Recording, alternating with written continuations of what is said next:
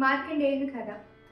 పూర్వకాలంలో మృగండ మహర్షి ఆయన భార్య మదన్మతి సంతానం కొరకు శివునికే తపస్సు చేస్తారు. ఆ తపస్సు మెచ్చి శివుడు ప్రత్యక్షం అవుతాడు. అప్పుడు వాళ్ళు శివునిగా వరం కోరుకుంటారు. అప్పుడు శివుడు వాళ్ళకి 2 మార్గాలు చెప్తాడు. ఒకటి, మూర్ఖుడైన దీర్ఘాయుషి కలిగిన కుమారుడు కావాలా.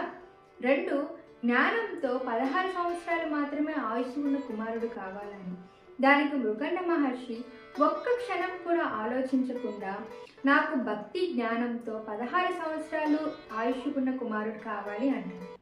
వాళ్ళకి మార్కండేయుడు జన్మిస్తాడు. మార్కండేయుడికి చిన్నప్పటి నుంచి శివుడిపై అపారమైన భక్తి కలిగి ఉంటాడు.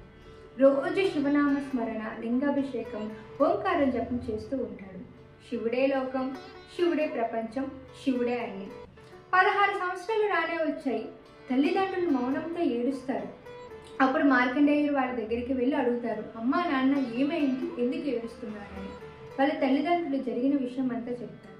దానికి మార్కండేయుడు నవ్వుతూ, భయపడకండి, శివుడే నా రక్షకుడు అంటాడు.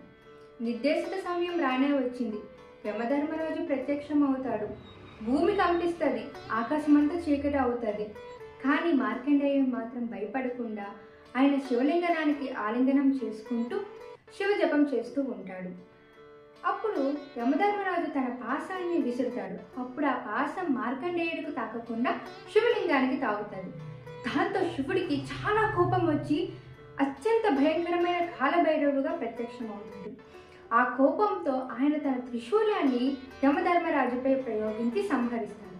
యమధర్మరాజు లేకపోవడం వల్ల మరణాలు అన్నీ ఆగిపోయాయి. దేవతలు, ఋషులు ఎంతో ఆందోళన చెందారు. వాళ్ళు శివుని దగ్గరికి వెళ్ళి ప్రార్థించారు. శివుడు శాంతించి యమధర్మరాజుకి పునర్జన్మ ఇచ్చాడు. అలాగే మార్కండేయుడితో ఇలా అన్నాడు, నీ తపస్సుకి, నీ భక్తికి నేనే మెచ్చుకున్నాను. నువ్వు చిరంజీవుడిగా వర్ధిల్లుతావు. ఎప్పటికీ నీ వయసు 16 సంవత్సరాలు అని అంటాడు. అందుకే మార్కండేయుడు చిరంజీవుల్లో ఒకడు. మార్కండేయుడు భక్తి అపారమైనది. ఓం నమః శివాయ.